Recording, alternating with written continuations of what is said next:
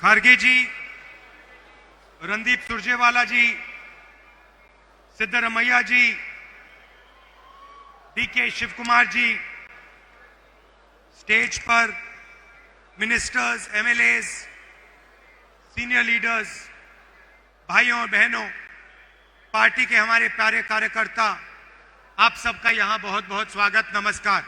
ವೇದಿಕೆ ಮೇಲೆ ಆಸೀನರಾಗಿರತಕ್ಕಂತ ಮಲ್ಲಿಕಾರ್ಜುನ ಖರ್ಗೆ ಸಾಹೇಬ್ರೆ, ರಣದೀಪ್ ಸಿಂಗ್ ಸುರ್ಜಿವಾಲಾ ಸಾಹೇಬ್ರೆ, ವೇದಿಕೆ ಮೇಲೆ ಆಸೀನರಾಗಿರತಕ್ಕಂತ ಎಲ್ಲ ಗಣ್ಯಾತಿ ಗಣ್ಯರೇ, ಈ ಕಾರ್ಯಕ್ರಮಕ್ಕೆ ಬಂದಿರತಕ್ಕಂತ ಕರ್ನಾಟಕ ರಾಜ್ಯದ ಮೂಲೆ ಮೂಲೆಗಳಿಂದ ಬಂದಿರತಕ್ಕಂತ ಎಲ್ಲ ಕರ್ನಾಟಕ ರಾಜ್ಯದ ಜನತೆಗೆ ಈ ಕಾರ್ಯಕ್ರಮಕ್ಕೆ ಮನಸ್ಪೂರ್ವಕವಾದಂತ स्वागत कोरता इದ್ದೇನೆ। कांग्रेस पार्टी की सरकार को 2 साल पूरे हुए हैं।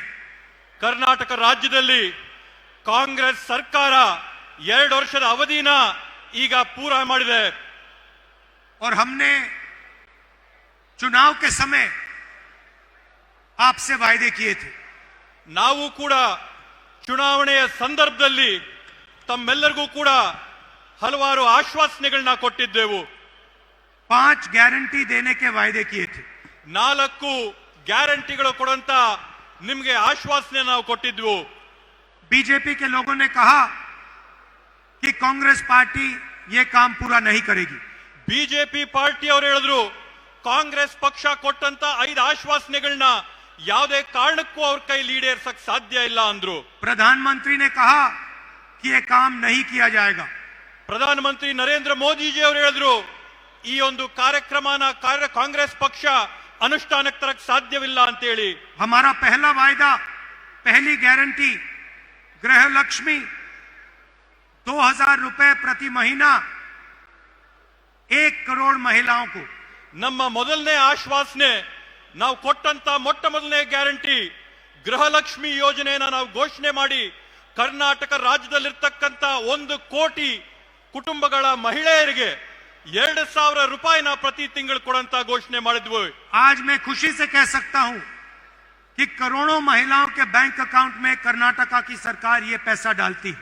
ಇವತ್ತು ನಾನು ಅತ್ಯಂತ ಸಂತಸದಿಂದ ಹೇಳ್ತಾ ಇದ್ದೀನಿ, ಕರ್ನಾಟಕ ರಾಜ್ಯದ ಕಾಂಗ್ರೆಸ್ ಸರ್ಕಾರ ಕೋಟ್ಯಾಂತರ ಹೆಣ್ಣು ಮಕ್ಕಳ ಖಾತೆಗಳಿಗೆ ನೇರವಾಗಿ 2000 ರೂಪಾಯಿ ಪಾವತಿ ಮಾಡ್ತಾ ಇದೆ ಅಂತ ಹೇಳಿ। दूसरा वायदा, गृह ज्योति, करोड़ों परिवारों को 200 यूनिट बिजली के फ्री में। ನಾವು ಕೊಟ್ಟಂತ ಎರಡನೇ ಆಶ್ವಾಸನೆ ಗೃಹ ಜ್ಯೋತಿ ಯೋಜನೆ ಅಡಿಯಲ್ಲಿ ಕೋಟ್ಯಾಂತರ ಕುಟುಂಬಗಳಿಗೆ ಪ್ರತಿ ತಿಂಗಳು 200 ಯೂನಿಟ್ ಉಚಿತವಾಗಿ ವಿದ್ಯುತ್ ಕೊಡ್ತೀವಿ ಅನ್ನಂತ ಆಶ್ವಾಸನೆ। ये भी वायदा हमने पूरा किया। ಈ ಒಂದು ಆಶ್ವಾಸನೆನ ಕೂಡ ನಾವಿವತ್ತು ನಿಮ್ಮ ಮುಂದೆ ಈಡೇರಿಸಿದ್ದೇವೆ। तीसरी गारंटी, अन्नभाग्य, 4 करोड़ लोगों को 10 केजी अनाज। ಮೂರನೇ ಆಶ್ವಾಸನೆ ನಾವು ಕೊಟ್ಟಂತದ್ದು ಅನ್ನಭಾಗ್ಯ ಯೋಜನೆ ಅಡಿಯಲ್ಲಿ 4 ಕೋಟಿ ಪಡಿತರಿಗೆ 10 ಕೆಜಿ ಅಕ್ಕಿನ ಪ್ರತಿ ತಿಂಗಳು ಕೊಡಂತ ಆಶ್ವಾಸನೆ ನಿಮಗೆ ಕೊಟ್ಟಿದ್ವು। और आज कर्नाटक में करोड़ों परिवार को ये अनाज मिलता है। ಇವತ್ತು ಕರ್ನಾಟಕ ರಾಜ್ಯದಲ್ಲಿ ಕೋಟ್ಯಾಂತರ ಕುಟುಂಬಗಳು ಇವತ್ತು ಈ 10 ಕೆಜಿ ಅಕ್ಕಿಯ ಸೌಲಭ್ಯನ ಪಡ್ಕೊಳ್ತಾ ಇರ್ತಕ್ಕಂಥದ್ದನ್ನ ನಾವು ನೋಡಿದ್ದೇವೆ। चौथा वायदा, शक्ति योजना, जिसमें हमने गारंटी करके कहा था कि महिलाओं को बस में जाने के लिए पैसा नहीं देना पड़ेगा, महिलाएं फ्री में बस में घूमेंगी। ನಾವು ಕೊಟ್ಟಂತ 4ನೇ ಆಶ್ವಾಸನೆ ಶಕ್ತಿ ಯೋಜನೆ ಇತ್ತು। ಶಕ್ತಿ ಯೋಜನೆ ಅಡಿಯಲ್ಲಿ ಕರ್ನಾಟಕ ರಾಜ್ಯದಲ್ಲಿರ್ತಕ್ಕಂಥ 3.5 ಕೋಟಿ ಹೆಣ್ಮಕ್ಳು ಬಸ್ಗಳಲ್ಲಿ ಉಚಿತವಾಗಿ ಪ್ರಯಾಣ ಮಾಡಂತ ಒಂದು ಸೌಕರ್ಯನ ನಾವು ಎಲ್ಲರಿಗೂ ಒದಗಿಸ್ಕೊಡ್ತೀವಿ ಅಂತ ಹೇಳಿದ್ವಿ। तकरीबन 500 करोड़ बस की ट्रिप्स कर्नाटका सरकार ने मुफ्त में दी हैं। ಇವತ್ತಿನ ಕಾಲಘಟ್ಟಕ್ಕೆ ಕರ್ನಾಟಕ ರಾಜ್ಯದಲ್ಲಿ 500 ಕೋಟಿ ಉಚಿತವಾದಂತ ಪ್ರಯಾಣಗಳನ್ನ ಕರ್ನಾಟಕ ರಾಜ್ಯದಲ್ಲಿರ್ತಕ್ಕಂಥ ಹೆಣ್ಮಕ್ಳು ಪೂರೈಸಿದ್ದಾರೆ ಅಂತ ಹೇಳಿ ಹೆಮ್ಮೆಯಿಂದ ಹೇಳ್ತೇವೆ। और 5वां वायदा, युवा निधि स्कीम, जहां हम 3 लाख युवाओं को महीने का 3000 रुपए देते हैं। 5ನೇ ಯೋಜನೆ ನಾವು ಹೇಳಿದ್ದಂತದ್ದು ಯುವ ನಿಧಿ ಯೋಜನೆಯಲ್ಲಿ ಕರ್ನಾಟಕ ರಾಜ್ಯದಲ್ಲಿರ್ತಕ್ಕಂಥ 3 ಕೋಟಿ ಯುವಕರಿಗೆ ನಾವು ಪ್ರತಿ ತಿಂಗಳು 3000 ರೂಪಾಯಿಗಳನ್ನ ಅವ್ರ ಖಾತೆಗೆ ಪಾವತಿ ಮಾಡುವಂತದ್ದು। हमने आपसे कहा था कि हम कर्नाटक के गरीब लोगों के बैंक अकाउंट में पैसा डालेंगे। ನಾವು ನಿಮಗೊಂದು ಆಶ್ವಾಸನೆಯನ್ನ ಕೊಟ್ಟಿದ್ವಿ.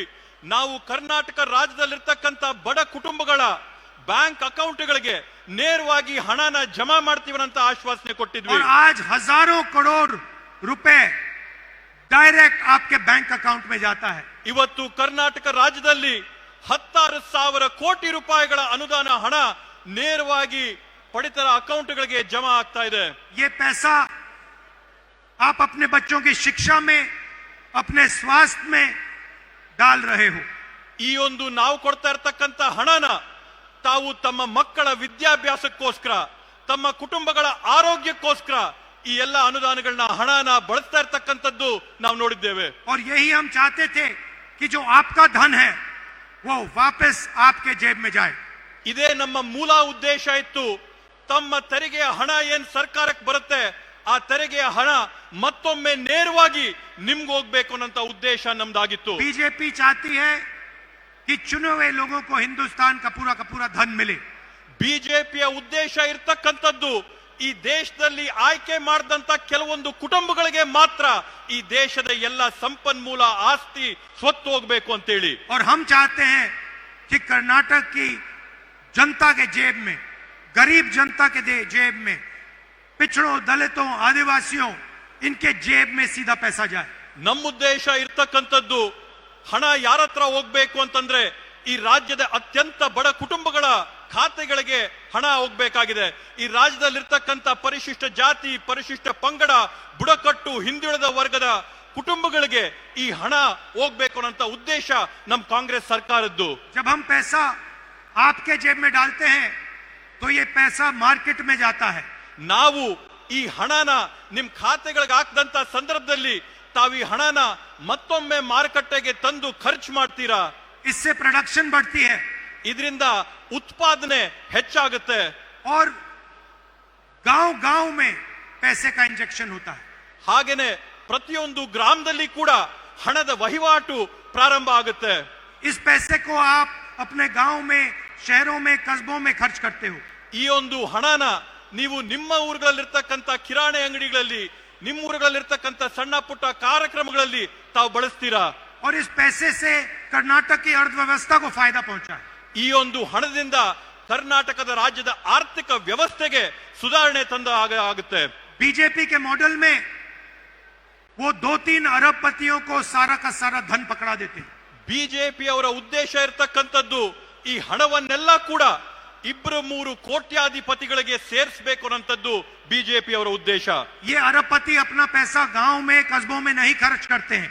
ಈ ಕೋಟ್ಯಾಂತೀಶ್ವರರು ಅವ್ರಿಗೆ ಸಿಕ್ಕಂತ ಹಣನ ನಮ್ಮಲ್ಲಿರ್ತಕ್ಕಂಥ ಗ್ರಾಮಗಳಲ್ಲಿ, ಪಟ್ಟಣಗಳಲ್ಲಿ ಖರ್ಚು ಮಾಡೋದಿಲ್ಲ.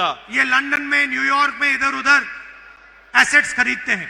ಈ ಕೋಟ್ಯಾಧಿಪತಿಗಳು ಲಂಡನ್, ನ್ಯೂಯಾರ್ಕ್ ಇಂಥ ವಿದೇಶಗಳಲ್ಲಿರ್ತಕ್ಕಂಥ ನಗರಗಳಲ್ಲಿ ಬೇರೆ ಬೇರೆ ಆಸ್ತಿಗಳನ್ನ ಖರೀದಿ ಮಾಡ್ತಾರೆ. और आपका पैसा चुने हुए लोगों के हाथों में चला जाता है। ಮತ್ತೆ ತಮ್ಮ ಹಣ, ತಮ್ಮ ತೆರಿಗೆಯ ಹಣ ಕೆಲವೊಂದು ಆಯ್ಕೆ ಮಾಡಿದಂತ 3-4 ಜನರ ಖಾತೆಗಳಿಗೆ उनके ಹೊರಟೋಗುತ್ತೆ. मॉडल में रोजगार खत्म होता है, हमारे मॉडल में रोजगार पैदा होता है। ಅವರು ಮಾಡ್ತಕ್ಕಂಥ ವ್ಯವಸ್ಥೆಯಲ್ಲಿ ಉದ್ಯೋಗಗಳು ಮುಗಿಸ್ತಾರೆ. ನಾವು ಮಾಡಂತ ಒಂದು ನಮ್ಮ ಕಾರ್ಯಕ್ರಮದಲ್ಲಿ ನಾವು ಉದ್ಯೋಗಗಳನ್ನ ಸೃಷ್ಟಿ ಮಾಡೋಂಥದ್ದು ಮಾಡ್ತೀವಿ, ಸೃಜನೆ ಮಾಡ್ತೀವಿ. उनके मॉडल में अगर आप बीमार होते हो तो आपको कर्ज में डूबना पड़ता है। ಅವರ ಒಂದು ವ್ಯವಸ್ಥೆಯಲ್ಲಿ ನೀವೇನಾದ್ರೂ ಅನಾರೋಗ್ಯ ಆದ್ರೆ ನೀವು ಸಾಲದ ಒಂದು ಸಿಳುಕಿಗೆ ಸಿಕ್ಕಿ ನಿಮಗೆ ಅತ್ಯಂತ ತೊಂದರೆ ಆಗುತ್ತೆ. हमारे मॉडल में आप बीमार होते हो, आपके जेब में पैसा होता है इलाज कराने के लिए। ನಮ್ಮ ಒಂದು ವ್ಯವಸ್ಥೆಯಲ್ಲಿ ನಿಮ್ಗೇನಾದ್ರೂ ಅನಾರೋಗ್ಯದಿಂದ ಬಳಲ್ತಾ ಇದ್ರೆ ನಿಮ್ ಜೋಬಲ್ಲಿ ನಿಮಗ್ ಖರ್ಚು ಮಾಡ್ಕೊಳ್ಳಕ್ಕೆ ನಾವು ಕಾಸು ಹಾಕ್ತೀವಿ. उनके मॉडल में आप लाखों करोड़ रुपए स्कूल्स और कॉलेजेस और यूनिवर्सिटीज, प्राइवेट स्कूल्स और कॉलेजेस और यूनिवर्सिटी को देते हो। ಅವರ ಒಂದು ವ್ಯವಸ್ಥೆಯಲ್ಲಿ ಖಾಸಗಿ ಆದಂತ ವಿದ್ಯಾಸಂಸ್ಥೆಗಳಿಗೆ, ವಿಶ್ವವಿದ್ಯಾನಿಲಯಗಳಿಗೆ ಲಕ್ಷಾಂತರ ರೂಪಾಯಿಗಳನ್ನ ತಾವು ಕಟ್ಟಿ ನಿಮ್ ಮಕ್ಕಳಿಗೆ ವಿದ್ಯಾಭ್ಯಾಸ ಮಾಡಿಸಬೇಕಾಗುತ್ತೆ. लाखों परिवारों को कर्ज में जाना पड़ता है। ಲಕ್ಷಾಂತರ ಕುಟುಂಬಗಳಿಗೆ ಸಾಲಕ್ಕೆ ಸಿಲುಕ್ತಾರೆ. हमारे मॉडल में हम आपको पैसा देते हैं। ನಮ್ಮ ಒಂದು ವ್ಯವಸ್ಥೆಯಲ್ಲಿ, ನಮ್ಮ ಆರ್ಥಿಕ ವ್ಯವಸ್ಥೆಯಲ್ಲಿ ನಾವು ನಿಮ್ ಜೇಬಿಗೆ ಕಾಸನ್ನ ತುಂಬುತ್ತೀವಿ. जब हम 5 गारंटीज की बात कर रहे थे, मैंने एक और मुद्दा उठाया था। ನಾವು 5 ಗ್ಯಾರಂಟಿಗಳ ಬಗ್ಗೆ ಚರ್ಚೆ ಮಾಡ್ತಾ ಇರಬೇಕಾದಂತ ಸಂದರ್ಭದಲ್ಲಿ ನಾನು ಮತ್ತೊಂದು ವಿಷಯನ ಪ್ರಸ್ತಾಪ ಮಾಡಿದೆ. मुझे पता लगा था कि कर्नाटक में ऐसे बहुत सारे लोग हैं जिनके पास जमीन है मगर मालिकाना हक नहीं है. ನನಗೊಂದು ಕರ್ನಾಟಕ ರಾಜ್ಯದಲ್ಲಿ ಮನವರಿಕೆ ಆಗಿತ್ತು. ಕರ್ನಾಟಕ ರಾಜ್ಯದಲ್ಲಿ ಲಕ್ಷಾಂತರ ಜನ ಇದ್ದಾರೆ, ಯಾರು ಭೂಮಿಯ ಅನುಭವದಲ್ಲಿದ್ದಾರೆ, ಆದ್ರೆ ಆ ಭೂಮಿಯ ಹಕ್ಕು ಪತ್ರಗಳು, ಆ ಭೂಮಿಯ ಸಾಕ್ಷಿ ಆಧಾರಗಳು ಅವ್ರ ಹತ್ರ ಇಲ್ಲ ಅನ್ನೋಂಥದ್ದು ನನಗೆ ಮನವರಿಕೆ ಆಗಿತ್ತು. दलित आदिवासी हैमलेट्स को रेवेन्यू विलेज माना ही नहीं जाता था. ದಲಿತರು ಮತ್ತು ಬುಡಕಟ್ಟ ಜನ ಇರ್ತಕ್ಕಂಥ ಪ್ರದೇಶಗಳು, ಗ್ರಾಮಗಳು ಕಂದಾಯ ಗ್ರಾಮ ಅಂತಾನೆ ಘೋಷಣೆ ಆಗಿರಲಿಲ್ಲ. ये लोग गांव में रहते थे मगर इनको कोई हक नहीं मिलते. ಆ ಗ್ರಾಮಗಳಲ್ಲಿದ್ದಂತ ಬುಡಕಟ್ಟು ಪರಿಶಿಷ್ಟ ಜಾತಿಯ ಜನಕ್ಕೆ ಅವರ ಭೂಮಿ ಮಾಲೀಕತ್ವದ ಹಕ್ಕೇ ಇರಲಿಲ್ಲ. इसमें हर जात के लोग थे, हर धर्म के लोग थे. ಈ ಒಂದು ಗ್ರಾಮಗಳಲ್ಲಿ ಪ್ರತಿ ಜಾತಿಯ ಜನ ಇದ್ರು, ಪ್ರತಿ ಧರ್ಮದ ಜನ ಇದ್ರು.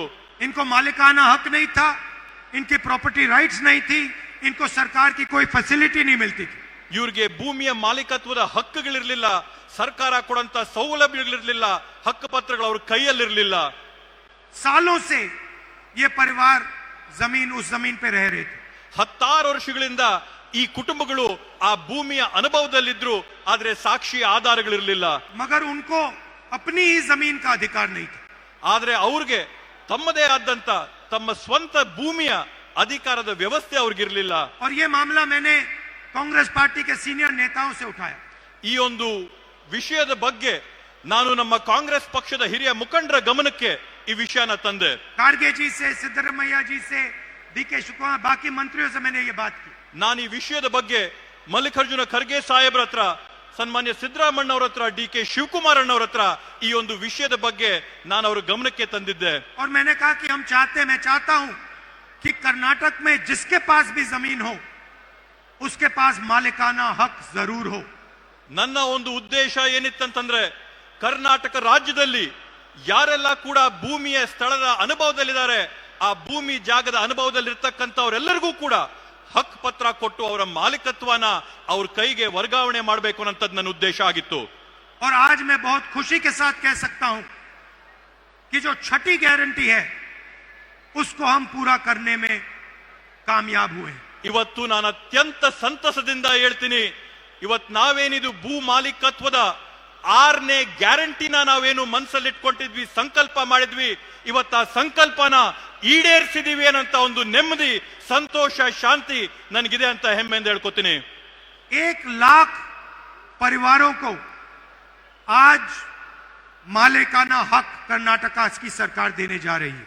ಇವತ್ತು ಅತ್ಯಂತ ಸಂತಸದಿಂದ ಹೇಳ್ತೀನಿ, ಕರ್ನಾಟಕ ರಾಜ್ಯದಲ್ಲಿರ್ತಕ್ಕಂಥ 1 ಲಕ್ಷ ಕುಟುಂಬಗಳಿಗೆ ಅವರ ಒಂದು ಭೂಮಿಯ ಹಕ್ಕು ಪತ್ರಗಳನ್ನ, ಮಾಲೀಕತ್ವನ ಈ ಒಂದು ಬೃಹತ್ ಕಾರ್ಯಕ್ರಮದಲ್ಲಿ ವರ್ಗಾವಣೆ ಮಾಡ್ತಾ ಇದೀವಿ ಅಂತ ಹೇಳಿ ಹೇಳ್ತೀನಿ. जो इंदिरा गांधी का सपना था, ಇಂದಿರಾ ಗಾಂಧೀಜಿ ಅವರ ಕನಸೇನಿತ್ತು, उसमें उसको पूरा करने के लिए हमने एक बहुत बड़ा कदम लिया. ಆ ಒಂದು ಕನಸನ್ನ ನಾವು ನನಸಾಗಿ ಮಾಡೋದಕ್ಕೋಸ್ಕರ ಈ ಒಂದು ದೊಡ್ಡ ಹೆಜ್ಜೆನ ನಾವಿಟ್ಟಿದ್ದೇವೆ. 2000 हैबिटेशंस को हम रेवेन्यू विलेज घोषित कर रहे हैं.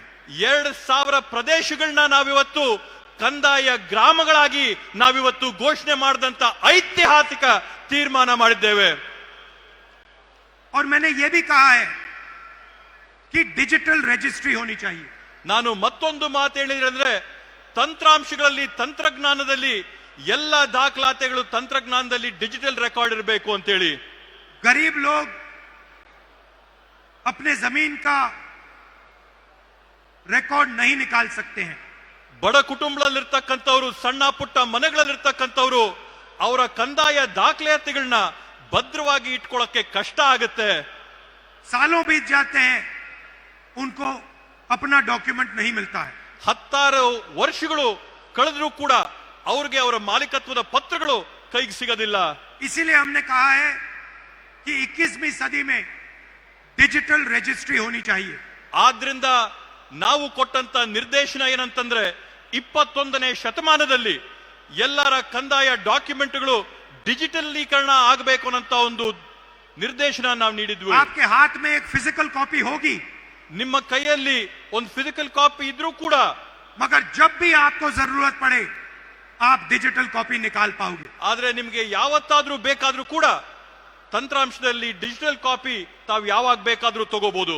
इस गारंटी से हमारे जो सबसे गरीब कमजोर भाई बहन हैं उनको फायदा होगा. ಇವತ್ತು ಈ ಒಂದು 6ನೇ ಗ್ಯಾರಂಟಿಯಿಂದ ನಮ್ಮ ಸಮಾಜದಲ್ಲಿರ್ತಕ್ಕಂಥ ಅತ್ಯಂತ ಬಡ ಹಿಂದುಳಿದ ಕುಟುಂಬಗಳಿಗೆ ಸಾಕಷ್ಟು ದೊಡ್ಡ ಅನುಕೂಲ ಸೌಲಭ್ಯ ಆಗಿದೆ.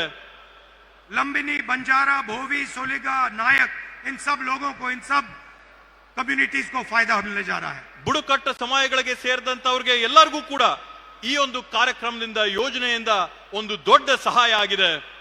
और मैंने एक और बात बोली है. ನಾನು ಇದ್ರ ಜೊತೆಗೆ ಮತ್ತೊಂದು ಮಾತನ್ನ ನಾನು ಹೇಳಿದ್ದೇನೆ. 50,000 ऐसे परिवार हैं 50 जिनके पास अभी भी मालिकाना हक नहीं है. ನಾನು ಮತ್ತೊಂದು ಮಾತು ಹೇಳಿದ್ದೀನಿ. 50,000 ಈ ರೀತಿಯಾದಂತ ಕುಟುಂಬಗಳಿವೆ ಯಾರಿಗೆ ಇವತ್ತಿಗೂ ಕೂಡ ತಮ್ಮ ಹಕ್ಕು ಪತ್ರಗಳ ಕೈಗೆ ಸಿಕ್ಕಿಲ್ಲ. हम चाहते हैं कि 6 महीने के अंदर उन 50,000 परिवारों को भी मालिकाना हक दिया जाए. ನಾನ್ ತಮ್ಗೆ ಆಶ್ವಾಸನೆ ಕೊಡ್ತೇನೆ, ಮುಂದೆ ಬರುವಂತ 6 ತಿಂಗಳ ಒಳಗಡೆ ಈ 50,000 ಕುಟುಂಬಗಳಿಗೂ ಕೂಡ ಅವರ ಹಕ್ಕು ಪತ್ರನ ಕೊಡಂತ ಕೆಲಸನ ನಮ್ಮ ಸರ್ಕಾರದ ವತಿಯಿಂದ ಮಾಡಿಸ್ತೇವೆ ಅಂತ ಹೇಳಿ. 2000 रेवेन्यू विलेजेस घोषित किए गए हैं. 2,000 ಕಂದಾಯ ಗ್ರಾಮಗಳನ್ನ ಊರ್ಜಿತ ಮಾಡಿದ್ದೇವೆ. हम चाहते हैं कि 500 और नए रेवेन्यू विलेजेस घोषित हों. ನಮ್ಮ ಗುರಿ ಇರ್ತಕ್ಕಂಥದ್ದು ಕರ್ನಾಟಕ ರಾಜ್ಯದಲ್ಲಿ ಇನ್ನೂ ಕೂಡ 500 ನೂತನವಾದಂತ ಕಂದಾಯ ಗ್ರಾಮಗಳನ್ನ ನಾವು ಘೋಷಣೆ ಮಾಡಬೇಕು ಅಂತ ಹೇಳಿ. कर्नाटका में कोई नहीं होना चाहिए जिसके पास अपनी जमीन का मालिकाना हक नहीं है. ಕರ್ನಾಟಕ ರಾಜ್ಯದಲ್ಲಿ ಯಾರು ಕೂಡ ತಮ್ಮ ಭೂಮಿಯ ಹಕ್ಕು ಪತ್ರ ಇಲ್ಲದೆ ಇದ್ದಂತವರು, ತಮ್ಮ ಭೂಮಿಯ ಮಾಲೀಕತ್ವ ಇಲ್ಲದೆ ಇದ್ದಂತವರು ಯಾರು ಕೂಡ ಇರಬಾರದು ಅನ್ನಂತದ್ದು ನಮ್ಮ ಸಂಕಲ್ಪ. जो कांग्रेस पार्टी के स्टेट, डिस्ट्रिक्ट और विलेज गारंटी कमिटीज हैं, ಕರ್ನಾಟಕ ರಾಜ್ಯದಲ್ಲಿರ್ತಕ್ಕಂಥ ಜಿಲ್ಲೆ, ತಾಲೂಕು, ಗ್ರಾಮದ ಗ್ಯಾರಂಟಿ ಸಮಿತಿಗಳೇನಿವೆ, उनसे मैं कहता हूं कि आप हर परिवार को उनकी डीड जाके दो. ನಾನು ಈ ಸಮಿತಿಗಳಿಗೆ ನಾನು ಮನವಿ ಮಾಡ್ಕೊಳ್ತೀನಿ, ಈ ರೀತಿಯಾದಂತ ಕುಟುಂಬಗಳು ನಿಮ್ಮಲ್ಲಿದ್ರೆ ಅವರೆಲ್ಲರಿಗೂ ಕೂಡ ಅವರ ಹಕ್ಕನ್ನ ಕೊಡಿಸಂತ ಕೆಲಸ ತಾವು ಮಾಡಬೇಕು ಅಂತ ಹೇಳಿ. हर परिवार को अपना मालिकाना हक मिलना चाहिए.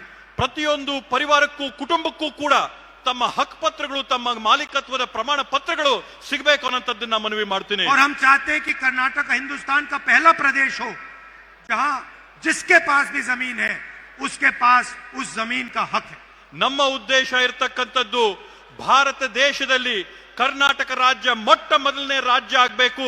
ಯಾವ ರಾಜ್ಯದಲ್ಲಿ ಇರ್ತಕ್ಕಂಥ ಪ್ರತಿಯೊಬ್ಬ ಸಾರ್ವಜನಿಕರು ಮಾಲೀಕತ್ವದಲ್ಲಿ ಅನುಭವದಲ್ಲಿರ್ತಕ್ಕಂಥ ಭೂಮಿಯ ಪತ್ರಗಳು ಅವ್ರ ಕೈಯಲ್ಲಿರಬೇಕು, ಅವರ ಮಾಲೀಕತ್ವದ ಹಕ್ಕು ಪತ್ರ ಅವ್ರಿಗೆ ಸಿಕ್ಕಿರ್ಬೇಕು ಅನ್ನೋ ಉದ್ದೇಶ. वायदा हमने आपको 5 गारंटी का किया था, ಇವಾಗವರೆಗೂ ನಾವು ನಿಮಗೆ 5 ಗ್ಯಾರಂಟಿಗಳ ಆಶ್ವಾಸನೆ ಕೊಟ್ಟಿದ್ವಿ. मगर सच्चाई में हमने आपके लिए 6 गारंटी की है. ಆದ್ರೆ ವಾಸ್ತವವಾಗಿ ನಿಜವಾಗಿ ಕೂಡ ನಾವು ನಿಮ್ಗೋಸ್ಕರ 6 ಗ್ಯಾರಂಟಿಗಳನ್ನ ಈಡೇರಿಸಿದ್ದೇವೆ. और ये शायद सबसे जरूरी कर्नाटक के भविष्य के लिए गारंटी है. ಈ 6ನೇ ಗ್ಯಾರಂಟಿ ಏನ್ ನಾವು ಈಡೇರಿಸಿದೀವಿ, ಕರ್ನಾಟಕ ರಾಜ್ಯದ ಭವಿಷ್ಯಕ್ಕೆ ಅತ್ಯಮೂಲ್ಯವಾದಂತ ಕೊಡುಗೆಯಾಗಿ ಇದಾಗಿದೆ. इससे करोड़ों परिवारों को फायदा होने जा रहा है. ಈ ಒಂದು ಹಕ್ಕು ಪತ್ರಗಳಿಂದ ಕೋಟ್ಯಾಂತರ ಕುಟುಂಬಗಳಿಗೆ ಅನುಕೂಲ ಆಗಂತದ್ದನ್ನ ನಾವು ನೋಡ್ತೇವೆ. आप सबका मैं बहुत बहुत धन्यवाद करता हूं. नमस्कार, जय हिंद. ತಮ್ಮೆಲ್ಲರಿಗೂ ಕೂಡ ನಾನು ವಂದನೆಗಳನ್ನ, ನಮನಗಳನ್ನ ಸಲ್ಲಿಸ್ತಾ ನನ್ನ ಮಾತುಗಳನ್ನ